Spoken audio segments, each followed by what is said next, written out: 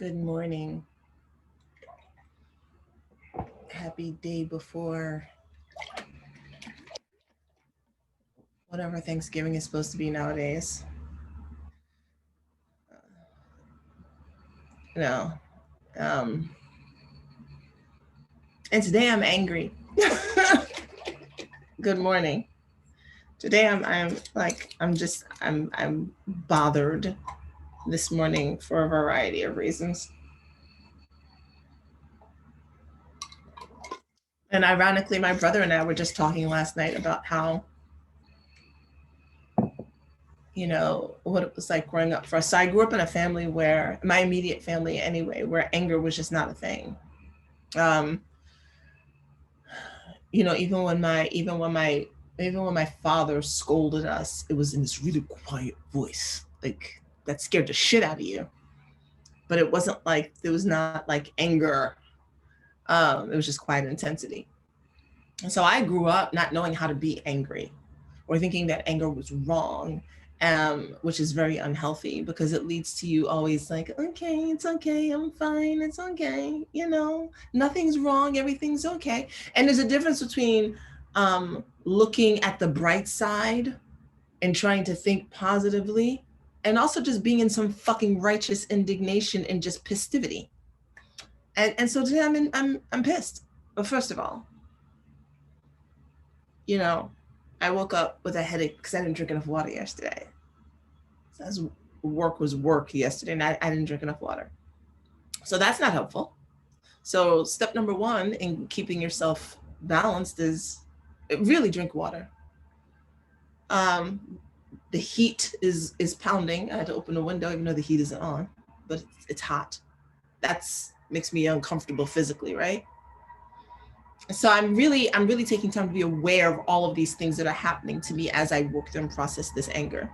A post of mine got taken down off of Instagram because they've got AI bots now searching through people's shit. And they are removing posts that they feel as adult solicitation or something like that. Listen, if I'm going to solicit some shit, best believe it will be clear, very, very clear. But so the bots are doing it. It's not people, you guys. It's not people. It's not even people. It's literally like artificial intelligence that's running through shit looking for certain images or keywords or whatever have you.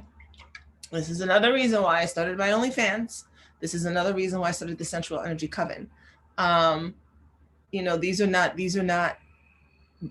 bank breakers here. These are ways for me to express what I want to express or teach what I want to teach without having to worry about, because free comes with a price.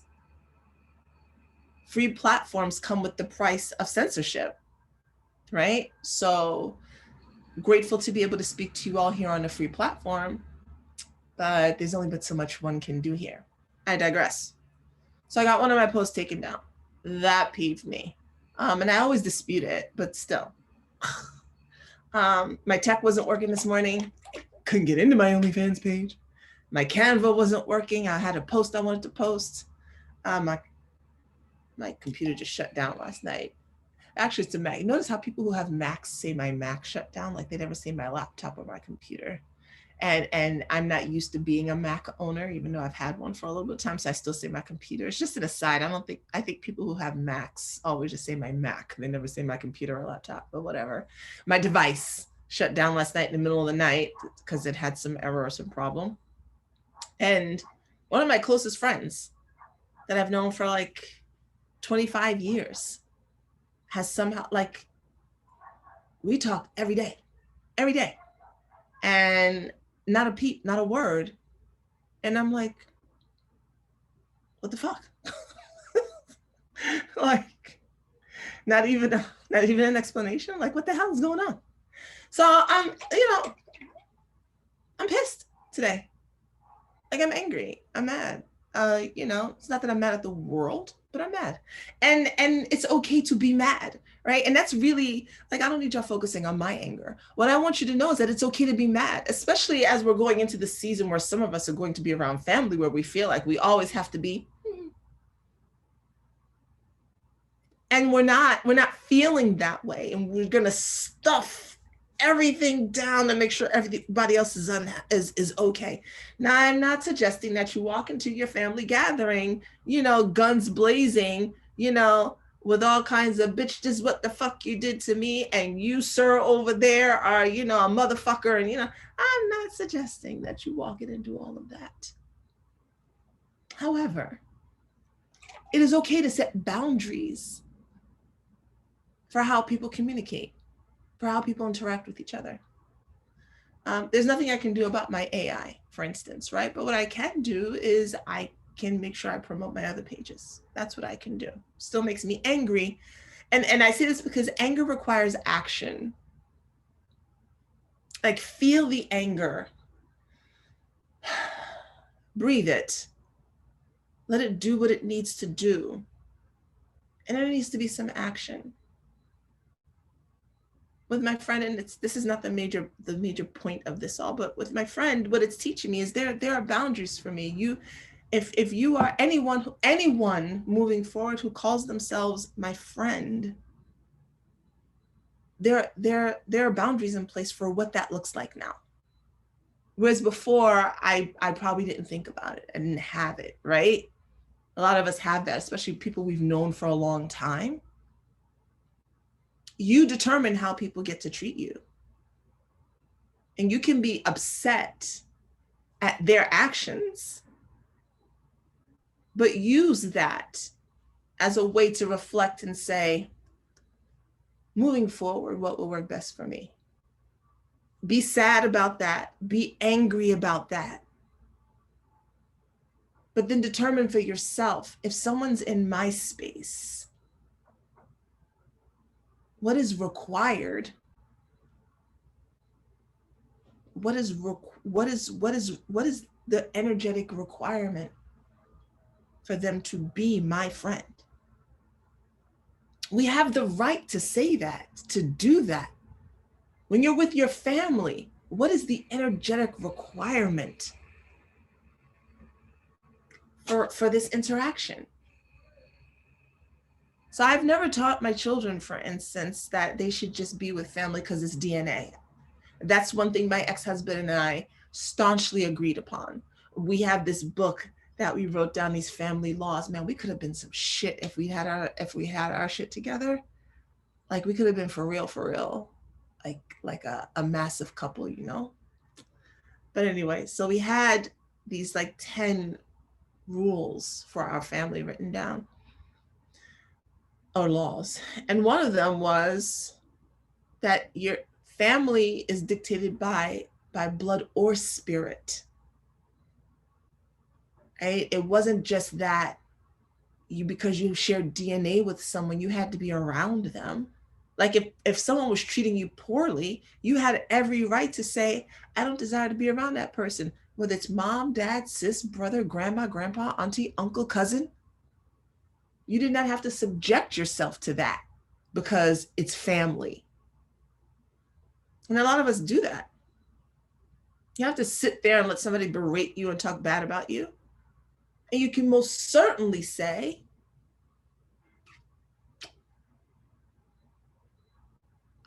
I'm not a fan of you speaking to me in that manner. You're going to have to speak to me differently. And you risk losing friends, family, people when you do that. You risk losing folks. And then you can decide if your mental health is what's more important to you, right? Because maybe I don't have to see my favorite cousin at Thanksgiving. Maybe me and that person get together the day after. And that's just what it is. And that becomes our new tradition, because I just can't be around certain people. Like, you get to set up your life the way you want it. And I don't think we realize that. We don't realize that. We are given a life kind of in the family that we're in. And then we think we don't have any choice in how we get to interact with the people in that sphere. Like we can't decide to do something different. Fuck your Thanksgiving. I don't want to be there. You know, there's a family member there who molested me when I was a child. I don't want to see them.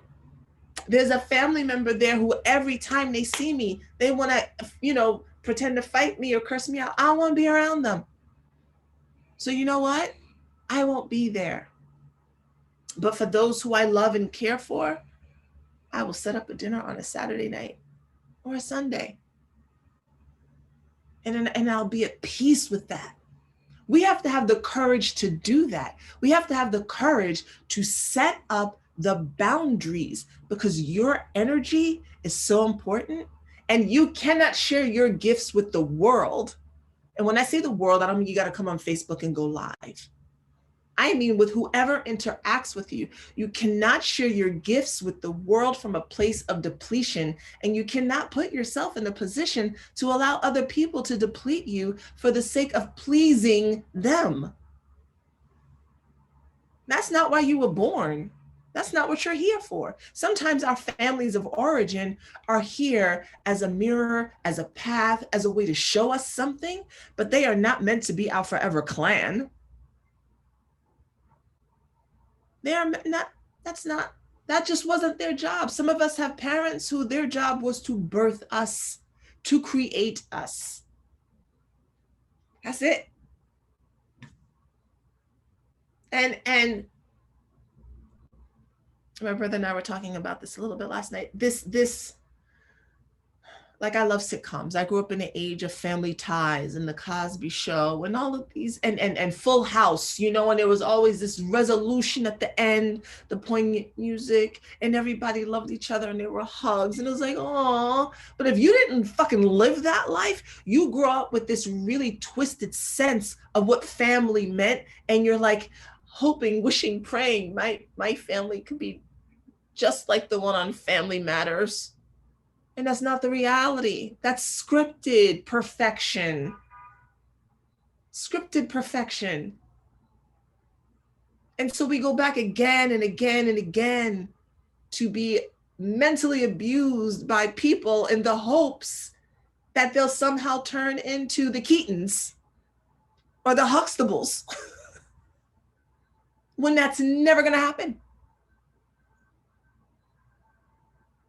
So we have to decide for ourselves, whether it's family, friends, or anyone else, who are you going to allow to be in your energetic space? Your energy is currency. Your energy is currency. If you had $100, would you just throw it away? No. But you do that with your energy for people because it's grandma.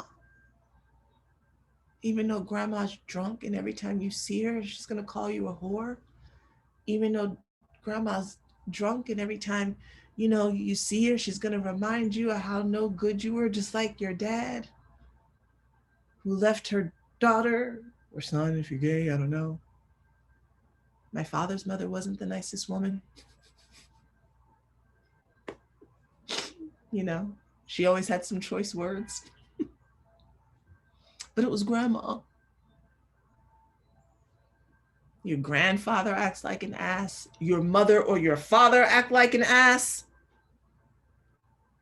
If you find yourself saying, all right, it's okay. I can do this. I can do this. It's just Thanksgiving. It's one day a year. I can endure this. Why the fuck are you going? If you have to gear yourself up to handle what's going to happen on the other side of the door,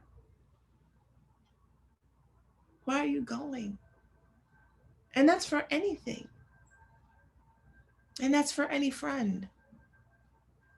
Some of y'all are hanging out with friends you don't want to hang out with, trying to come up with excuses. Hey, it's my birthday party. I don't want to go, but if I don't go, she's going to be mad. I really don't want to hang out with these people anymore. Yeah, I'll be there. Showing up late because you really don't want to go, because you don't want to be honest with yourself. You can't be fully you still trying to live a lie to make other people feel good, or because you're scared that they're not going to like you. You don't like them? Isn't it okay if they don't like you? And why do you need everybody to like you? Yeah. No. No. So yeah, today I'm angry. I'm feeling a little better though now. Like I'm feeling a little better now because as I talk to you all, it helps me process things, and sometimes things just have to be let go, and that hurts. The anger is really the pain, right? It's the pain of loss. We don't like to lose people that we've been emotionally attached to. We don't like to say goodbye to friends that we've had for a long time. We don't like to say goodbye to family. Some of that has become part of our identity, and the anger is really the hurt. I'm hurt.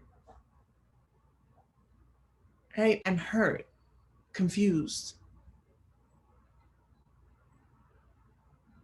And that turns into, we use anger as that cover up. But I'm hurt because I don't understand. And we don't like that. But feel the anger, feel into the hurt, feel into the grief of the loss of a friendship or a family member or anything like that. Grieve it. It's okay to do that. But sometimes what's dying is dying. And to try to hold on, give it life support, constantly resuscitate it, try to just hold that lifeline. After a while, it becomes selfish on your part. And it stunts your growth. Because now you're trying to keep yourself somewhere that you've already outgrown out of your own personal fear of who you'll be or won't be after that loss. And there's so much more waiting for you after you process that grief and that loss.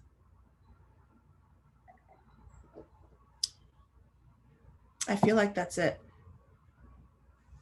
Like I have more feeling in me, but I feel like that's all that needs to be said to you all. The rest is for me to process for myself. As I listen to my words, the rest is for me to process for myself. And maybe cry. I don't know. We'll see. But anyway, I'll be back here tomorrow morning, early in the morning, in between whatever food I'm making for my children. It's a very strange Thanksgiving this year because we won't be going to see my mother. I'm gonna make her a pie and take that to her along with some greens that I have for her. But it'll be weird. Not spending that time together as a family. So for those of you who are spending it alone, or spending it not with family like you normally do, I feel your pain. And I hope that we can all just get through this season. It'll be a little tough this winter. It was different in the spring when you could still go outside and have places to go. It's a little harder in the winter when it's like it's too cold to go to the park. And to just be outside and you're really feeling it. But let's continue to connect with each other. This is what social media is great for. This is what Zoom is great for. Use those tools to keep yourself connected to the people who matter and to the people who feed you and who you feed, so that we can all get through this and come out on the other side in the spring. All right. I love you all. I will see you back here tomorrow. Take care.